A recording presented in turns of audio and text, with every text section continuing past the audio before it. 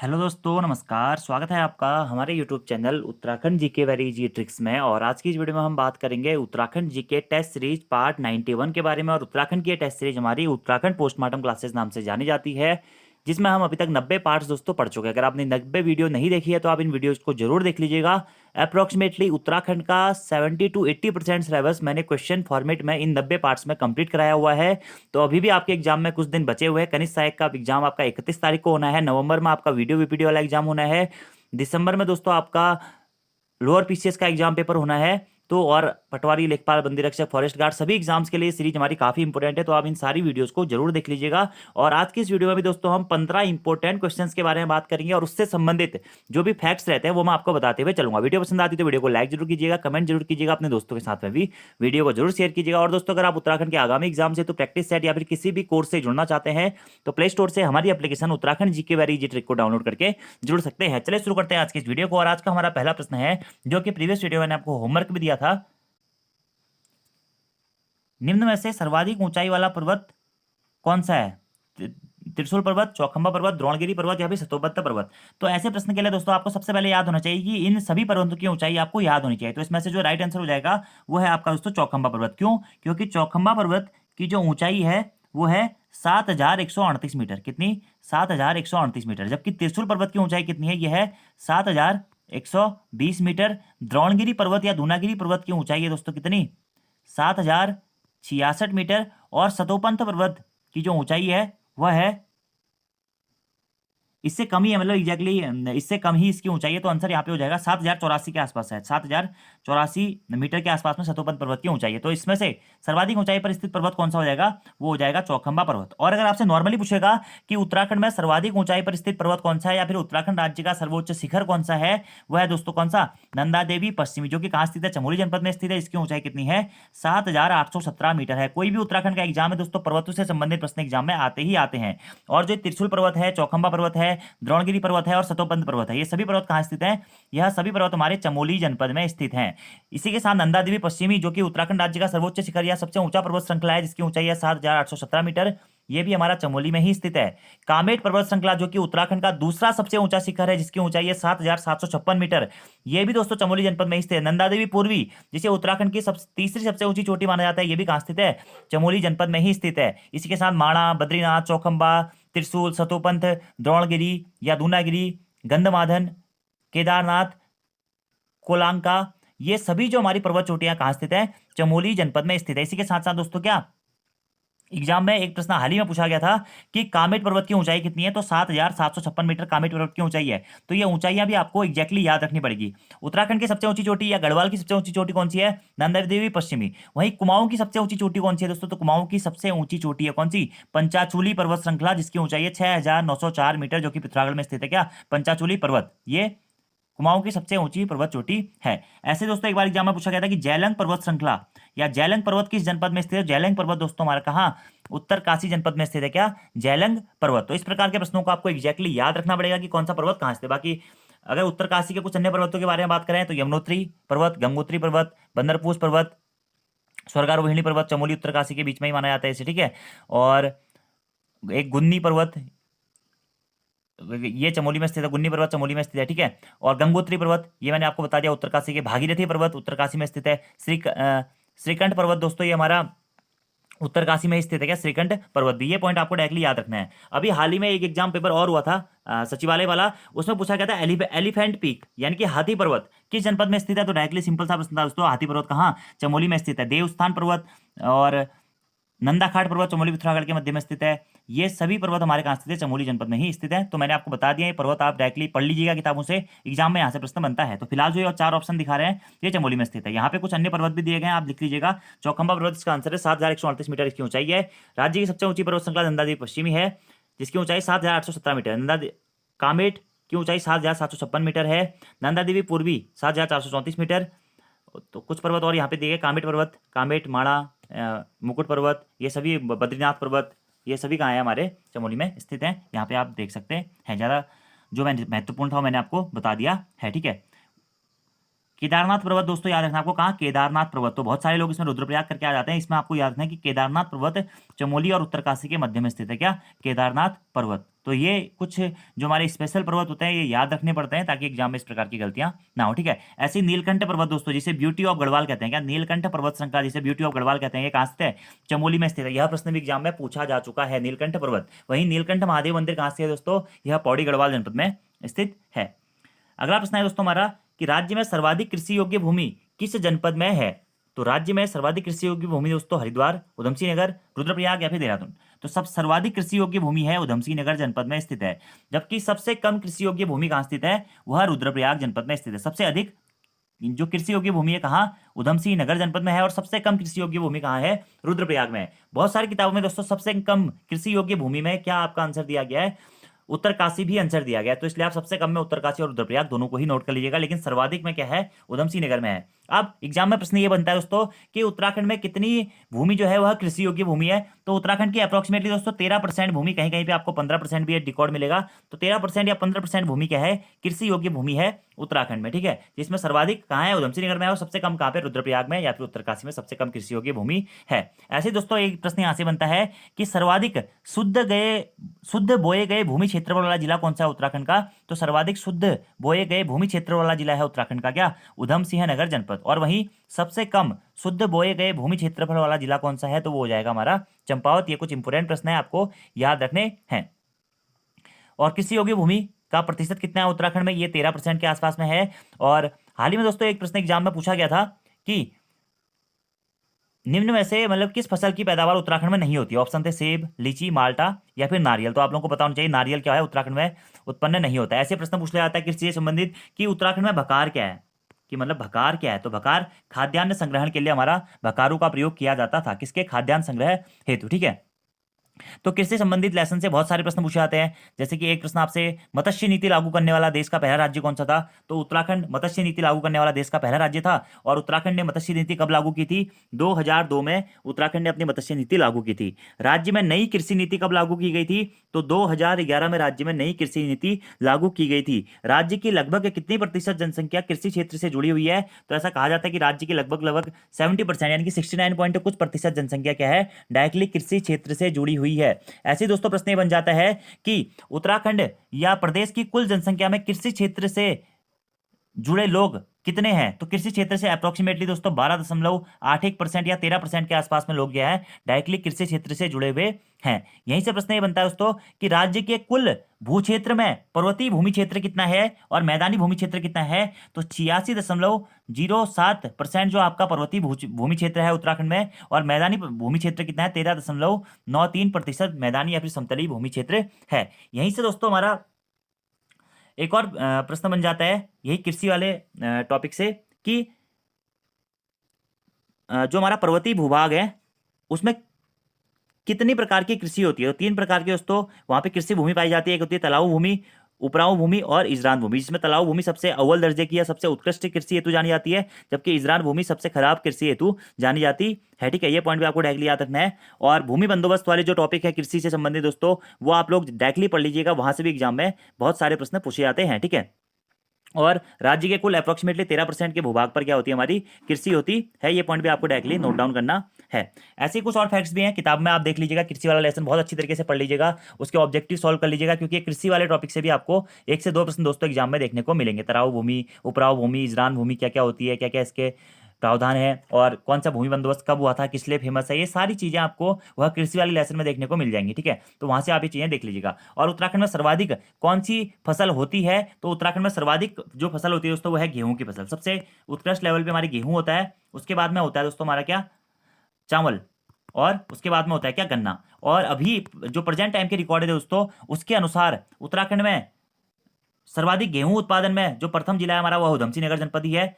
सर्वाधिक चावल उत्पादन में जो हमारा प्रथम जिला है वह भी उधमसिंह नगर जनपद ही है, ठीक है। प्रेजेंट टाइम के रिकॉर्ड के अकॉर्डिंग किताब में आपको अलग अलग रिकॉर्ड मिलेंगे। हो सकता है कि गेहूं उत्पादन में आपको उधमसिंह नगर मिले तो चावल उत्पादन में आपको देहरादून मिलता होगा। तो इस प्रकार के फैक्ट जो किताब में डाटा रहता है वो पुराना डाटा है, लेकिन ये रिकॉर्ड जो है हर साल बदलते रहते हैं, इसलिए यहाँ से प्रश्न बहुत कम पूछे जाते हैं। और उत्तराखंड राज्य की तीसरी मुख्य फसल क्या है? वो है दोस्तों गन्ना। और गन्ने का सर्वाधिक उत्पादन भी कहाँ होता है? उधमसिंह नगर जनपद में गन्ने का सर्वाधिक उत्पादन होता है। सर्वाधिक गेहूं का उत्पादन प्रेजेंट टाइम के अकॉर्डिंग दोस्तों कहाँ पे है? हमारा उधमसिंह नगर जनपद में ही सर्वाधिक गेहूं भी होता है, और सर्वाधिक चावल का उत्पादन भी प्रेजेंट टाइम के रिकॉर्डिंग के अकॉर्डिंग कहाँ पे होता है? हमारा उधम सिंह नगर जनपद में ही होता है। किताब में थोड़ा सा ऊपर नीचे आपको मिलेगा, तो वो चीज़ आप एडजस्ट कर लीजिएगा, ठीक है। और गन्ने का सर्वाधिक उत्पादन भी कहाँ पे होता है? उधम सिंह नगर जनपद में ही होता है। इतने पॉइंट आपको यहाँ से कृषि योग्य भूमि या फिर ये कृषि वाले टॉपिक से दोस्तों याद रखना है, क्योंकि एग्जाम में यहाँ से डायरेक्टली बहुत बार प्रश्न पूछे गए हैं। ऐसे प्रश्न एक बार पूछा गया था कि मडुआ उत्पादन में उत्तराखंड का भारत में कौन सा स्थान है? तो मडुआ उत्पादन में उत्तराखंड का भारत में तीसरा स्थान है। क्या? तीसरा स्थान है। और राज्य में प्रमुख फसल कौन सी है? गेहूं। और गेहूं उत्पादक जो हमारा प्रथम जिला है वर्तमान में क्या है? उधम सिंह नगर जनपद है, ठीक है। लेकिन किताबों में शायद देहरादून दिया हुआ होगा, तो आप फिर देहरादून के हिसाब से चलते रहेगा। लेकिन चावल में आपका क्या है? उधम सिंह नगर जनपद ही है। ये पॉइंट आप डायरेक्टली नोट डाउन कर लीजिएगा। बाकी ये रिकॉर्ड दोस्तों चेंज होते रहते हैं, तो आप न्यूज़पेपर से या जो करंट अफेयर्स की वीडियो होती है वो देखते रहिएगा, वहाँ पे मैं इन चीज़ों को फिर करेक्शन भी करवा देता हूँ।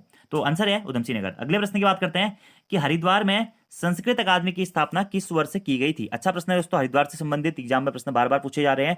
तो हरिद्वार जनपद की स्थापना आप लोगों को याद होना चाहिए सबसे पहले कब हुई थी? 1988 में हरिद्वार जनपद की स्थापना होती है, और उसके बाद में सन 2000 में हरिद्वार जनपद को सहारनपुर मंडल से उत्तराखंड में शामिल किया जाता है। प्रश्न पूछा गया है संस्कृत अकादमी की स्थापना उत्तराखंड में हरिद्वार में संस्कृत अकादमी की स्थापना किस वर्ष से हुई थी? तो इसका आंसर है दोस्तों आपके क्या? 2002 में हरिद्वार में आपकी क्या संस्कृत विश्वविद्यालय की स्थापना होती है, संस्कृत अकादमी की स्थापना होती है। अब कहीं कहीं दोस्तों किताबों में आपको ये 2005 भी देखने को मिलेगा, ठीक है। तो अगर 2002 ऑप्शन में नहीं होगा तो आप 2005 के साथ में भी जा सकते हैं। तो अगर आपसे प्रश्न पूछा जाए कि हरिद्वार में या संस्कृत अकादमी या उत्तरांचल संस्कृत अकादमी या उत्तराखंड संस्कृत अकादमी कहाँ स्थित है? यह हरिद्वार में स्थित है। इसकी स्थापना कब हुई थी? 2002 में हुई थी। कहीं कहीं आपको 2005 भी देखने को मिलेगा, ठीक है। और इसी जो संस्कृत अकादमी है इसे उत्तराखंड में अभी वर्तमान समय में उत्तरांचल संस्कृत संस्थानम नाम से जाना जाता है। अगर आपसे प्रश्न इस प्रकार से ही पूछा जा सकता है कि हरिद्वार में स्थित संस्कृत अकादमी को आप किस नाम से जाना जाता है, तो उत्तरांचल संस्कृत संस्थानम नाम से इसे जाना जाता है। और प्रश्न ये भी बन सकता है कि उत्तरांचल संस्कृत संस्थानम की स्थापना कब हुई थी? तो 2002 में उत्तरांचल संस्कृत संस्थानम की स्थापना हुई थी, और 2020 में इसका नाम परिवर्तित करके हमने ये रख दिया था। इससे पहले इसे हम संस्कृत अकादमी के नाम से जानते थे। ऐसे ही एक पॉइंट यहां से और बनता है कि उत्तराखंड संस्कृत विश्वविद्यालय की स्थापना कब हुई थी? तो उत्तराखंड संस्कृत विश्वविद्यालय की स्थापना 2005 में हुई थी। और कहां पे हुई थी? हरिद्वार में इसकी स्थापना हुई थी। गुरुकुल कांगड़ी विश्वविद्यालय की स्थापना कब हुई थी? तो सन 1900 में। वैसे इसकी दोस्तों स्थापना पंजाब के गुजरानवाला नामक स्थान पे हुई थी, लेकिन उत्तराखंड में इसकी स्थापना का वर्ष कब माना जाता है? 1902। एग्जाम में भी प्रश्न पूछा गया, एग्जामिनर ने भी आंसर 1902 ही माना था। तो गुरुकुल कांगड़ी विश्वविद्यालय की स्थापना कब हुई थी? 1902। 2 मार्च 2002 को हरिद्वार में गुरुकुल कांगड़ी नामक स्थान पे स्वामी श्रद्धानंद के द्वारा गुरुकुल कांगड़ी विश्वविद्यालय की स्थापना की जाती है। स्वामी श्रद्धानंद जी को ही मुंशी राम नाम से भी जाना जाता है। ये पॉइंट आपको डायरेक्टली नोट डाउन करने हैं। और पतंजलि योग विद्यापीठ ये भी कहाँ स्थित है? ये भी हमारा उत्तराखंड में ही स्थित है। क्या? पतंजलि योग विद्यापीठ, और उत्तराखंड के हरिद्वार जनपद में हमारा पतंजलि योग विद्यापीठ स्थित है। इसी के साथ साथ देव संस्कृति विश्वविद्यालय कहाँ है? देव संस्कृति विश्वविद्यालय भी दोस्तों हमारा कहाँ पे? हरिद्वार जनपद में ही स्थित है, जिसकी स्थापना होती है 22 मार्च 2002 को। और पंडित श्रीराम शर्मा जी के द्वारा इसकी स्थापना की जाती है। इसके संस्थापक के रूप में पंडित श्रीराम शर्मा जी को ही जाना जाता है। इतने पॉइंट दोस्तों आप डायरेक्टली नोट डाउन कर लीजिएगा। तो संस्कृत अकादमी की स्थापना किस वर्ष हुई थी? 2002 में। इसी के साथ उत्तराखंड लोक सेवा आयोग का मुख्यालय दोस्तों हरिद्वार में ही स्थित है। ये पॉइंट आपको याद होना चाहिए। और लोक सेवा आयोग की स्थापना कब हुई थी? 14 मार्च 2001, या कहीं कहीं आपको 15 मई 2001 भी देखने को मिलेगा, कहीं कहीं आपको 1 अप्रैल 2001 भी देखने को मिलेगा। तो फिर आपको ये फिर ऑप्शन के अकॉर्डिंग ये प्रश्न सॉल्व आउट करने पड़ेंगे, ठीक है। वैसे उनकी ऑफिशियल वेबसाइट में दोस्तों आपको ये 14 मार्च 2001 ही देखने को मिलेगा, लोक सेवा आयोग की स्थापना, ठीक है। तो ये प्रश्न कुछ इंपोर्टेंट प्रश्न है, आपको डायरेक्टली याद रखने हैं। अगले प्रश्न की बात करते हैं कि निम्नलिखित वाद्य यंत्रों में कौन सा चर्म वाद्य प्रकार का नहीं है? इनमें से कोई नहीं, तबला, ढोल या फिर धातिमा। तो चर्म वाद्य यंत्र जो है उसमें से कौन सा नहीं है पूछा गया, तो इसमें से कोई भी नहीं दोस्तों आंसर होगा, क्योंकि ये सभी के सभी आपके क्या हैं? चर्म वाद्य यंत्र हैं। चर्म वाद्य यंत्र यानी कि दोस्तों ऐसे वाद्य यंत्र जिनको बनाने में किसका? चमड़े का प्रयोग किया जाता है, उन्हें हम कहते हैं क्या?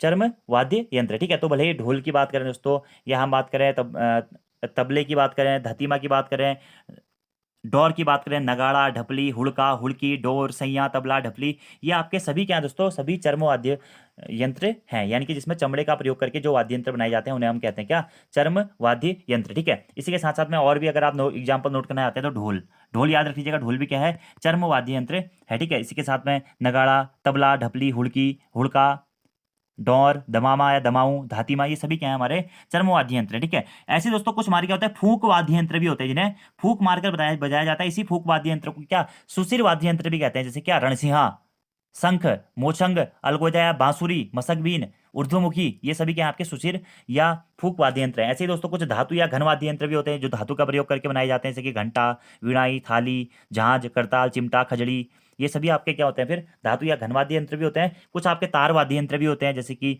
गिटार, वीणा, सारंगी, एक तारा, दो तारा, ये सभी आपके क्या होते हैं तार वाद्य यंत्र होते हैं। तो ये वाद्य यंत्र वाले आप याद रख लीजिएगा। एग्जाम में कभी कभी डायरेक्टली दोस्तों ये बन जाता है कि उत्तराखंड में चिमटा क्या है, तो ये क्या है वाद्य यंत्र है। खजड़ी क्या है वाद्य यंत्र है। रणसिंगा क्या है वाद्य यंत्र है। क्योंकि प्रश्न एग्जाम में एक बार आया था कि उत्तराखंड में अलगोजा क्या है, अलगोजा क्या है, तो ये क्या है वाद्य यंत्र है। ऐसे ही ओंकारा, रणसिंगा, ऊर्ध्वमुखी, मसकबीन, मोछंग, नागफणी, खजड़ी, हुड़की, ढपली, एक तारा, सारंगी, ये सभी क्या है हमारे वाद्य यंत्र ही होते हैं।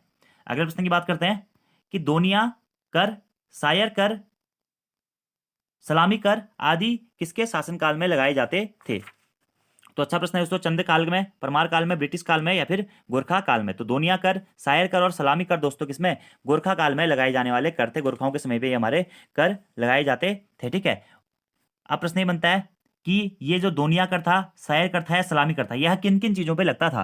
तो सलामी कर दोस्तों क्या था, एक प्रकार का नजराना प्रकार का एक कर था। जब भी हमारा कोई भी हाई अफसर मिलता था उस टाइम पे, गोरखा अफसर मिलता था, तो उसे सलामी देकर सलामी कर दिया जाता था। ठीक है, सलाम ठोक के सलामी कर दिया जाता था, ये आप याद रख सकते हैं। जबकि सायर कर क्या था, सायर कर एक प्रकार का क्या था, चुंगी कर था। किस क्या था, चुंगी कर या फिर सीमा कर था क्या सायर कर। वहीं दोनिया जो कर था दोस्तों, वह क्या था, भाबर क्षेत्र में जो पहाड़ी पशुचारक थे उनसे वसूला जाने वाला कर था क्या, दोनिया कर। तो दोनिया कर, सायर कर, सलामी कर किसके शासनकाल में लगाए जाते थे, तो गोरखों के काल में है लगाए जाते थे। ठीक है, और यहीं से एक प्रश्न पूछा जाता है दोस्तों कि चंदों के द्वारा शुरू की गई 36 रकम 32 कलम वाली जो कर व्यवस्था थी उसकी समाप्ति किसने की, तो गोरखों के द्वारा ही, चंदों के द्वारा लगाए गए 36 रकम 32 कलम नामक करों को समाप्त किया गया था। याद रखना आपको, 36 रकम 32 कलम, 36 टोटल 68 प्रकार के कर होते थे चंदों के समय पे और परमाणु के समय पे। और इन्हीं करों का अंत किसके द्वारा किया गया, अगर आपसे प्रश्न पूछा जाता है तो गोरखाओं के द्वारा किया जाता है। ब्राह्मणों पर कुसही नामक कर लगाया था किसने, गोरखाओं ने। किस पर, ब्राह्मणों पर कुसही नामक कर लगाया था। इसके साथ साथ पुंगाड़ी कर, मैंने आपको बताया था भूमि पर लगने वाला कर जो होता था,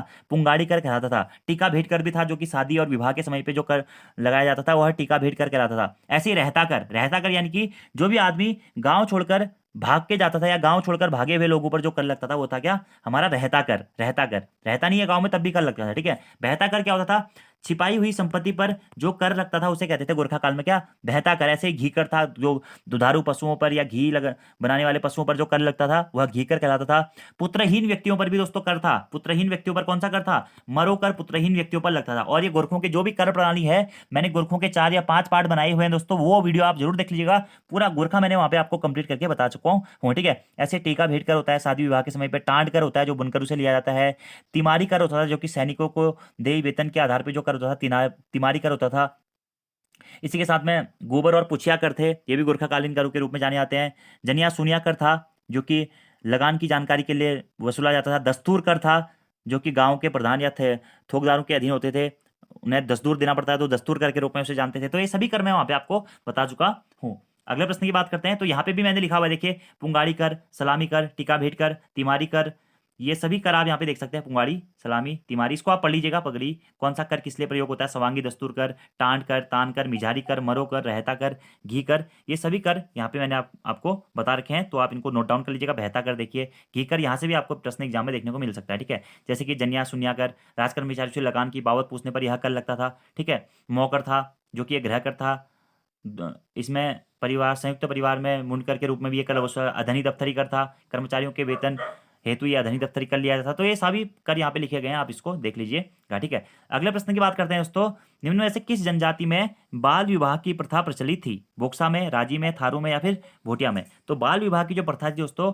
वह राजी जनजाति में प्रचलित थी। किसमें, राजी जनजाति। और उत्तराखंड में सबसे कम जनसंख्या वाली जाति कौन सी है दोस्तों, या जनजाति कौन सी है, तो उत्तराखंड में सबसे कम जनसंख्या वाली जनजाति हमारी राजी जनजाति। और राजी को जनजाति का दर्जा किस वर्ष दिया गया था, 1967, 1967 में दोस्तों उत्तराखंड की 5 जातियों को जनजाति का दर्जा दिया गया था, भोटिया, बोक्सा, राजी, जौनसारी और थारू। ठीक है, उत्तराखंड में कितनी जनजातियां हैं, 5 जनजातियां मुख्यतः। इसके अलावा और भी कई सारी जनजातियां हैं, लेकिन मुख्यतः जनजातियों का दर्जा इन 5 जनजातियों को ही दिया गया है। उत्तराखंड में कितनी सीटें अनुसूचित जनजातियों हेतु आरक्षित हैं विधानसभा में, तो 2 सीटें दोस्तों। कौन सी, चक्राता वाली विधानसभा सीट और नारंगमत्ता वाली विधानसभा सीट क्या है हमारी, अनुसूचित जनजाति हेतु आरक्षित है। और बाल विवाह की प्रथा किसमें प्रचलित थी, हमारी राजी जनजाति में बाल विवाह की प्रथा प्रचलित थी। ये पॉइंट भी आपको डायरेक्टली नोट डाउन करते हुए चलने हैं। और राजी जनजाति उत्तराखंड की क्या है, सबसे कम जनसंख्या वाली जनजाति कौन सी है, वह भी दोस्तों राजी जनजाति है। मूलतः राजी जनजाति कहां पर निवास करती है दोस्तों, पिथौरागढ़ जनपद में निवास करती है मूलतः राजी जनजाति।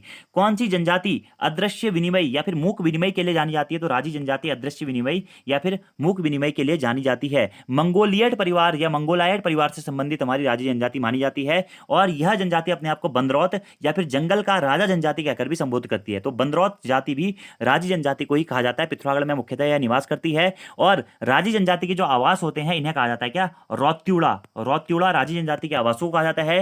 राजी जनजाति की बोली क्या थी, मुंडा राजी जनजाति की बोली थी।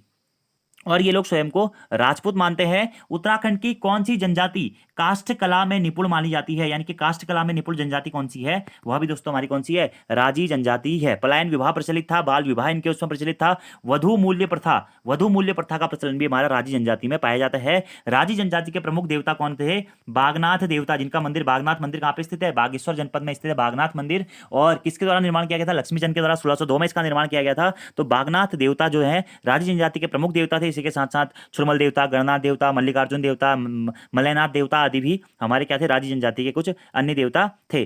टब्बर जो प्रथा है, टब्बर जाति भी दोस्तों राजी जनजाति से ही संबंधित मानी जाती है।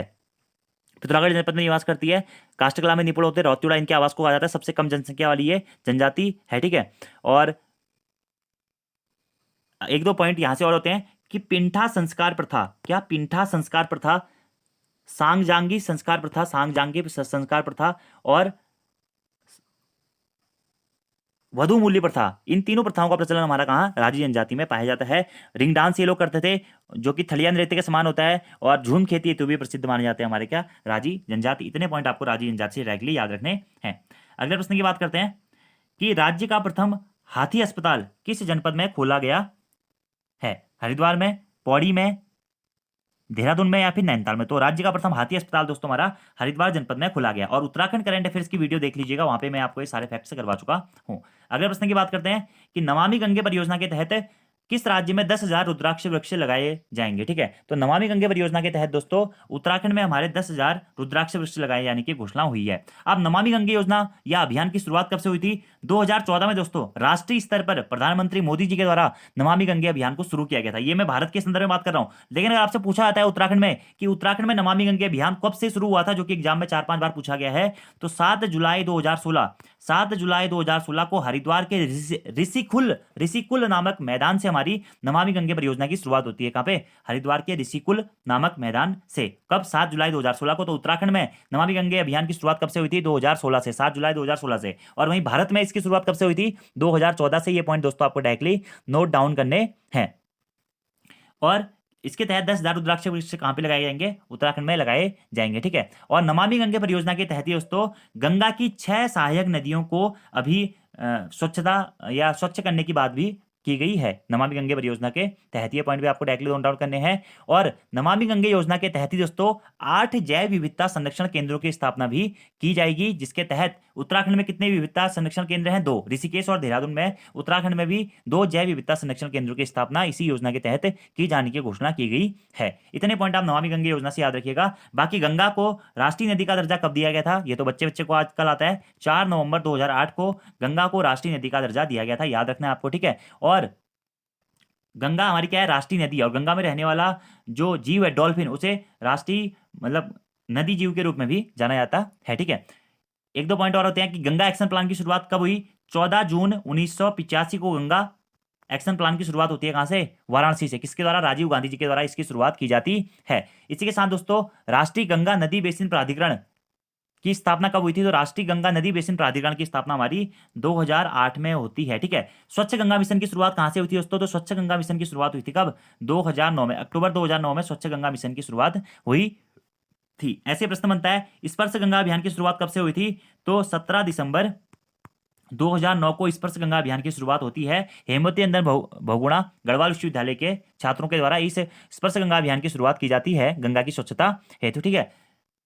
और गंगा स्वच्छता दिवस कब मनाया जाता है, तो 17 दिसंबर को। इसी कारण गंगा स्वच्छता दिवस मनाया जाता है। क्यों, क्योंकि 17 दिसंबर 2009 को ही राष्ट्रीय सेवा योजना प्रकोष्ठ के तहत स्पर्श गंगा अभियान की शुरुआत की गई थी। तो गंगा से संबंधित इतने पॉइंट आपको याद रखने हैं जो कि आपसे एग्जाम में पूछे जा सकते हैं। तो आंसर हो जाएगा उत्तराखंड।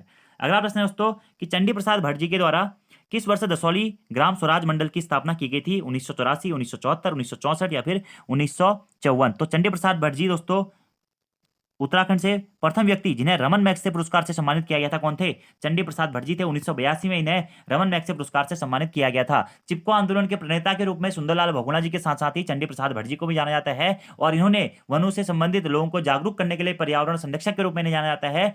पर्यावरण के क्षेत्र में विशेष योगदान के लिए इन्हें जाना जाता है। इन्होंने महिला मंगल दलों की स्थापना भी की थी, जिसका बाद में जाके आपको बताइए एक हमारा टिहरी स्थित महिला मंगल दल जो कि उस टाइम पे रैणी गांव में आपको बताइए जो हमारा चिपको आंदोलन हुआ था वह भी एक बड़ा इनकी ही एक उपज मानी जाती है, इनके और सुंदरलाल बहुगुणा जी की। जबकि चिपको वुमेन नाम से किसको? गौरा देवी जी को जाना जाता है। इन्होंने दसौली ग्राम स्वराज मंडल की स्थापना कब की थी? यह प्रश्न पूछा गया है। तो 1964 में इनके द्वारा दसौली ग्राम स्वराज मंडल की स्थापना की गई थी। इंपोर्टेंट है और इनके बारे में मैं दोस्तों आपको बहुत पहले भी बहुत बार बता चुका हूँ चंडी प्रसाद भट्ट जी के बारे में कि इनका जन्म 1934 में हुआ था, चमोली में हुआ था और 1964 में इन्होंने दसौली ग्राम स्वराज मंडल की स्थापना की थी। 1970 के दशक में या 70 के दशक में इनके द्वारा डालियों का दगड़िया नामक संस्था बनाई गई थी जो कि वनों से संबंधित आंदोलन को गति देने के लिए बनाई गई थी। उत्तराखंड से प्रथम व्यक्ति ये थे जिन्हें रमन मैग्सेसे पुरस्कार मिला था कब? 1982 में। इसी के साथ साथ 1986 में इन्हें पद्मश्री पुरस्कार से भी सम्मानित किया गया था। 2005 में इन्हें पद्म भूषण पुरस्कार से भी सम्मानित किया गया था। अभी हाल ही में दोस्तों 2013 में इनको गांधी शांति पुरस्कार से भी सम्मानित किया गया है और 2019 में ही अभी इन्हें इंदिरा गांधी राष्ट्रीय एकता पुरस्कार से भी सम्मानित किया गया है। इतने पॉइंट आपको चंडी प्रसाद भट्ट जी से याद रखने, इससे बाहर फिर आपका कोई प्रश्न नहीं जाएगा। ठीक है, बाकी कुछ एक्सप्लेनेशन लिखा गया, आप यहाँ पे पढ़ सकते हैं। अगला प्रश्न है कि किस नदी में अमोनियम नाइट्रोजन पर रोक लगाने के लिए एक संयुक्त अध्ययन समूह और निगरानी दल का गठन किया गया है? तो किस नदी पर अमोनिया नाइट्रोजन पर रोक लगाने के लिए एक संयुक्त अध्ययन समूह एवं निगरानी दल का गठन किया गया? यमुना, गंगा, नर्मदा या फिर कृष्णा? तो ये भी करंट अफेयर का क्वेश्चन है, अभी हाल ही में अखबार में बहुत आया था इस बारे में। तो यमुना नदी पर अमोनिया नाइट्रोजन पर रोक लगाने के लिए एक संयुक्त अध्ययन समूह और निगरानी दल का गठन किया गया है इसमें यमुना नदी पर। और यमुना नदी का उद्गम कहाँ से होता है? यमुनोत्री ग्लेशियर उत्तरकाशी से हमारा क्या होता है? यमुना नदी का उद्गम होता है, यमुना नदी का। ठीक है, और आपको एक पॉइंट याद होना चाहिए दोस्तों कि गंगा और यमुना नदी के उद्गम क्षेत्रों को यानी कि गंगोत्री और यमुनोत्री ग्लेशियर के साथ साथ ही गंगा और यमुना नदी को उत्तराखंड हाईकोर्ट के द्वारा जीवित ग्लेशियर या फिर जीवित मनुष्य का दर्जा भी दिया गया है। ये पॉइंट एग्जाम में पूछा गया, फॉरेस्ट गार्ड के एग्जाम पेपर में इस का एक प्रश्न पूछा गया था। ठीक है, गंगा नदी का उद्गम कहाँ से होता है? गंगोत्री ग्लेशियर से होता है। अगला प्रश्न है दोस्तों कि आंदोलन व आलोचना का युग कभी भी खत्म नहीं होना चाहिए, उक्त पंक्ति किस पत्र में प्रकाशित की गई थी? तो आंदोलन व आलोचना का युग कभी भी खत्म नहीं होना चाहिए, यह पंक्तियां शक्ति नामक समाचार पत्र में प्रकाशित की गई थी। और शक्ति नामक समाचार पत्र का प्रकाशन कब से हुआ था दोस्तों? 1918 में बद्री दत्त पांडे जी के द्वारा शक्ति नामक समाचार पत्र को शुरू किया गया था। और यह शक्ति नामक समाचार पत्र कौन से अखबार के बंद होने के बाद में शुरू किया गया था? अल्मोड़ा अखबार के बंद होने के बाद में शक्ति नामक समाचार पत्र शुरू किया गया था। अल्मोड़ा अखबार सबसे पहले 1871 में बुद्धि बल्लभ पंत जी के प्रकाशन में अल्मोड़ा से प्रकाशित किया जाता था। 1918 में इस अखबार को बंद करा दिया जाता है। इस टाइम पे इसके संपादक कौन होते हैं? बद्रीदत्त पांडे जी होते हैं। उसी के बाद बद्रीदत्त पांडे जी अल्मोड़ा अखबार के बंद होने के बाद ही 1918 में शक्ति नामक साप्ताहिक समाचार पत्र की शुरुआत करते हैं। 1918 में, जो कि अल्मोड़ा अखबार के रिप्लेसमेंट के रूप में जाना जाता है। यह क्या था? साप्ताहिक समाचार पत्र था पहले। ठीक है, कब? 1918 में प्रकाशित हुआ था। इसी में ये लाइन थी कि आंदोलन और आलोचना का युग कभी भी खत्म नहीं होना चाहिए। अगला प्रश्न है दोस्तों 51वां कि बालेश्वर के मंदिर में क्रांचल देव के लेख में कितने मांडलिक राजाओं के उल्लेख मिले हैं? तो बालेश्वर के मंदिर के क्रांचल देव के लेख में कितने मांडलिक राजाओं का उल्लेख मिला है? यह प्रश्न पूछा गया। 8, 10, 12 या फिर 15? तो सबसे पहले आपको पता होना चाहिए कि ये बालेश्वर मंदिर है कहाँ पे स्थित। तो बालेश्वर मंदिर दोस्तों हमारा कहाँ पे? चंपावत जनपद में स्थित है क्या? बालेश्वर मंदिर। और बालेश्वर मंदिर से ही हमारे क्रांचल देव के अभिलेख मिले हैं या लेख मिला है। इस लेख में कितने मांडलिक राजाओं का जिक्र किया गया, पूछा गया है। तो इसमें दोस्तों 10 मांडलिक राजाओं का जिक्र हमें देखने को मिलता है। कितने? 10 मांडलिक राजाओं का जिक्र देखने को मिलता है। ये पॉइंट भी आपको डायरेक्टली नोट डाउन करना है। अब चंपावत जनपद की स्थापना कब होती है? आप लोगों को याद होना चाहिए 1997 में दोस्तों हमारी क्या होती है? चंपावत जनपद की स्थापना होती है। और डेट पूछेगा तो 15 सितंबर 1997। ठीक है, अब चंपावत में हमारे कई अन्य मंदिर भी स्थित है, उनके बारे में बात कर लेते हैं। पूर्णागिरी शक्तिपीठ या फिर पूर्णागिरी मंदिर कहाँ स्थित है? चंपावत जनपद में स्थित है। बालेश्वर मंदिर समूह दोस्तों कहाँ पे स्थित है? चंपावत जनपद में स्थित है। अब प्रश्न ये बनता है कि ये बालेश्वर मंदिर समूह की स्थापना किसके द्वारा की गई थी? तो इसमें हमें अलग अलग लोगों के नाम देखने को मिलते हैं, लेकिन बालेश्वर मंदिर समूह का निर्माण सबसे पहले किसके द्वारा किया गया था? आपको याद रखना है। तो उद्यान चंद के द्वारा सबसे पहले इसका निर्माण किया गया था। उसके बाद में विक्रम चंद के द्वारा फिर इसका जीर्णोद्धार भी किया गया था। और कुछ लोग कहते हैं कि जगन्नाथ मिस्त्री ने इसका निर्माण किया था, मतलब बनाया था, उसके बाद में उसके हाथ कटवा दिए गए थे, लेकिन इसमें कितनी सच्चाई है, अब ये अलग अलग किताबों में अलग अलग फैक्ट हैं इस बारे में, ठीक है। बाकी एक हथियानौला भी चंपावत में स्थित है, पूर्णागिरि शक्तिपीठ चंपावत में स्थित है, और चौमू देवता का मंदिर बहुत इंपॉर्टेंट है, मेरे को लग रहा है इस बार एग्जाम में प्रश्न आएगा दोस्तों। एक चौमू देवता का मंदिर कहाँ स्थित है, यह भी चंपावत जनपद में ही स्थित है, ठीक है। पशुरक्षक देवता के रूप में जाना जाता है। मीठा रीठा गुरुद्वारा, मीठा रीठा साहिब गुरुद्वारा कहाँ स्थित है, चंपावत में ही स्थित है। झूठा मंदिर चंपावत में स्थित है। गुरनामाई मंदिर मंदिर चंपावत में स्थित है।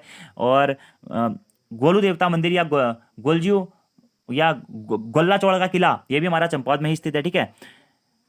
वाराही देवी मंदिर जो है हमारा देवीधुरा में, जहाँ पे हमारा पाषाण युद्ध का आयोजन होता है, ठीक है, रक्षाबंधन के अवसर पर, ये भी चंपावत में स्थित है। सप्तेश्वर मंदिर समूह हमारा कहाँ पे, चंपावत में स्थित है। हिंगला देवी मंदिर समूह चंपावत जनपद में ही स्थित है। पूर्णागिरि मंदिर भी हमारा कहाँ पे दोस्तों, चंपावत में ही स्थित है। और ये पॉइंट आपको डायरेक्टली याद रखना है, ठीक है। मानेश्वर मंदिर हमारा कहाँ, चंपावत में ही स्थित है। व्यामधुरा मंदिर भी हमारा चंपावत जनपद में ही स्थित है। और बाणासुर का किला भी चंपावत में स्थित है। राजमुंगा का किला भी दोस्तों चंपावत में ही स्थित है। और 10 मांडलिक राजाओं का हमें इसमें वर्णन मिलता है। और आज का दोस्तों अगला क्वेश्चन है, और आप लोगों के लिए होमवर्क का क्वेश्चन है, निम्न में से कौन सा बुग्याल उत्तरकाशी जिले में स्थित है। वेदिनी, दयारा, बगजी और वेदिनी व बगजी दोनों। तो इसका आंसर आपको कमेंट बॉक्स में देना है कि कौन सा बुग्याल उत्तरकाशी जिले में स्थित है। तो आज की इस वीडियो में तय दोस्तों, आज की इस वीडियो में अगर हम बेसिकली देखें ना, तो 200 से प्लस इंपोर्टेंट फैक्ट्स के बारे में हमने बात की हुई है। तो आपको सभी फैक्ट्स अच्छे से देखने हैं। अगर आपको स्पीड फास्ट लग रही है तो आप स्पीड को कम करके भी देख सकते हैं, स्पीड कम लग रही है तो स्पीड को फास्ट करके भी देख सकते हैं, ठीक है। बाकी इससे पहले की वीडियो दोस्तों मैं आपसे फिर से कह रहा हूँ, अगर आपने नहीं देखी है तो देख लीजिए, एग्जाम में आपकी बहुत वो काम आएगी। एज ए रिविजन फैक्ट्स भी आपकी वो वीडियो बहुत ज़्यादा हेल्प करने वाली है। तो आज की वीडियो में तय दोस्तों, thank you, thanks for watching video, see you next time, धन्यवाद।